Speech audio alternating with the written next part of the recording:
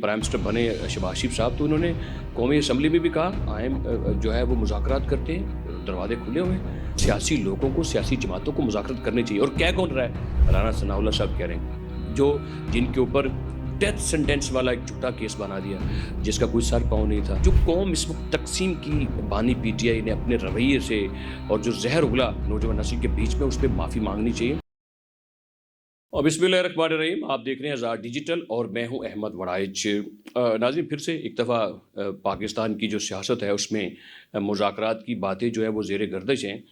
और किसके दरमियान मुज़ाकरात, यानी कि पाकिस्तान तहरीक इंसाफ जो है उसको ऑफ़र दी जा रही है मुज़ाकरात की। और वो खुद भी कहते हैं, पीटीआई हमेशा कहती है, बार बार कहती है कि हमें मुज़ाकरात करने हैं, मुज़ाकरात किए जाएँ हमारे साथ सियासी तौर पर।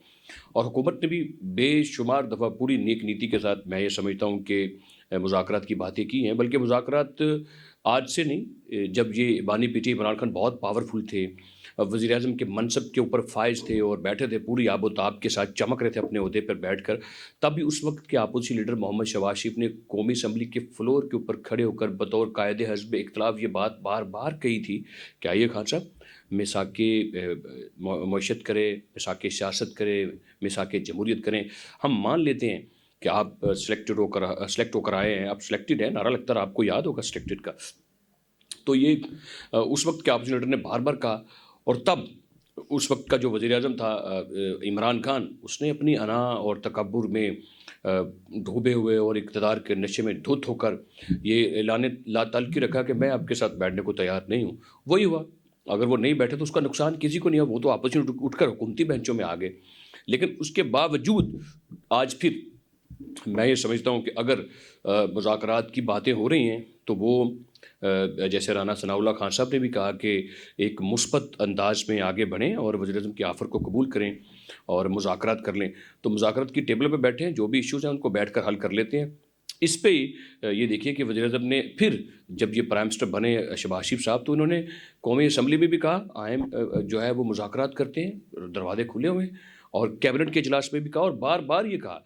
बल्कि सियासी अमूर राना सनाउल्लाह खान साहब चूँकि वो डीली सियासत को करते हैं, तो वो तो मीडिया में बैठ के कहते हैं, टॉक शोज़ में बैठ के कहते हैं। अब जब से सेनेटर बने हैं तो वो सेनेट के इजलास में जाके कहते हैं कि आएँ, और वज़ीर कह रहे हैं कि मुज़ाकरात करते हैं और सियासी लोगों को, सियासी जमातों को मुज़ाकरात करनी चाहिए। और कह कौन रहा है? राना सनाउल्लाह साहब कह रहे हैं, जो जिनके ऊपर डेथ सेंटेंस वाला एक झूठा केस बना दिया जिसका कोई सर पाँव नहीं था, मंशियात डाल दी उनके ऊपर और कुछ भी नहीं था उस केस में, जिनके साथ बिल्कुल उस वक्त की हुकूमत ने नारवा सलूक किया। और बानी पीटी इमरान खान खुद जो है वो वाच करते रहे कि राना सनाउल्लाह के साथ जेल में क्या हालात हैं। वही एक सियासत का एक स्टूडेंट है और वो कह रहे, राना सनाउल्लाह कह रहे, एक दिन ये बात नहीं की कि मुज़ाकरात नहीं होनी चाहिए। बल्कि ये जब वो मुज़ाकरात की बात करते तो मैं कहता हूँ कि वो उनकी फेवर के लिए बात करते हैं। दरअसल वो पीटीआई की बात करते हैं कि आएँ, बैठकर जितने इश्यूज़ हैं उनको हल करें, यानी कि मुलाकात करें। मुलाकातों के बीच में से रास्ता निकलेगा कि बानी से मुलाकातें भी होंगी और सियासत के जो रास्ते हैं वो भी खुल जाएंगे। अब ये पीटीआई को डिसाइड करना है कि वो क्लैरिटी के साथ आए कि उसने किस एजेंडे पे मुज़ाकरात करने हैं, कब करने हैं, उसकी टाइमिंग क्या होगी और एजेंडा क्या होगा।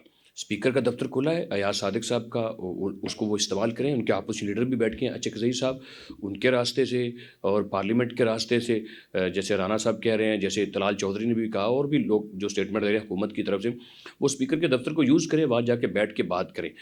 तो ये मैं समझता हूँ कि थोड़ी सी क्लैरिटी इस बात के ऊपर आनी चाहिए कि मुज़ाकरात किस बात पर होंगे।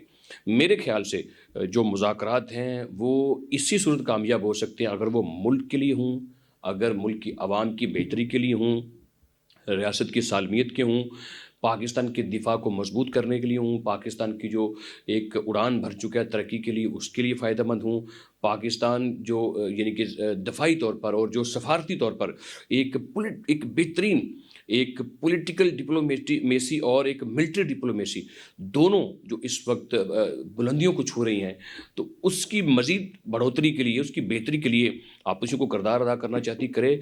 इलेक्शन के प्रोसेस को मज़ीद शफाफ करने के लिए उसके ऊपर बातचीत करे, पार्लियामेंटी रवायात को बेहतर करने के लिए काम करे, सियासत की मजबूती के लिए बात करे, आइन की बालादस्ती के लिए बात करे। और सबसे अहम जो मैं ज़ाती तौर पर समझता हूँ कि जो कौम इस वक्त तकसीम की बानी पीटीआई انہیں اپنے رویے سے اور جو زہر اگلا نوجوان نسل کے بیچ میں اس پہ معافی مانگنی چاہیے اور ایک منقسم ایک تقسیم شدہ قوم کو ایک پیج پر لے کر آئیں اور اس میں ہم آہنگی اتحاد اور تنظیم نو کی جائے. جس طرح جتنی ضرورت آج پاکستان کو اتحاد کی ہے اتنی تاریخ میں پہلے کبھی نہیں تھی اور یہ رول پلے کرنا ہوگا اپوزیشن کو. اگر ان چیزوں کے اوپر میں یہ سمجھتا ہوں کہ اگر آپ مذاکرات کرتے ہیں تو یہ بہت فروٹفل ہیں. اور مذاکرات سب سے اہم بات یہ ہے کہ مذاکرات کرنے چاہیے خیبر کے اوپر.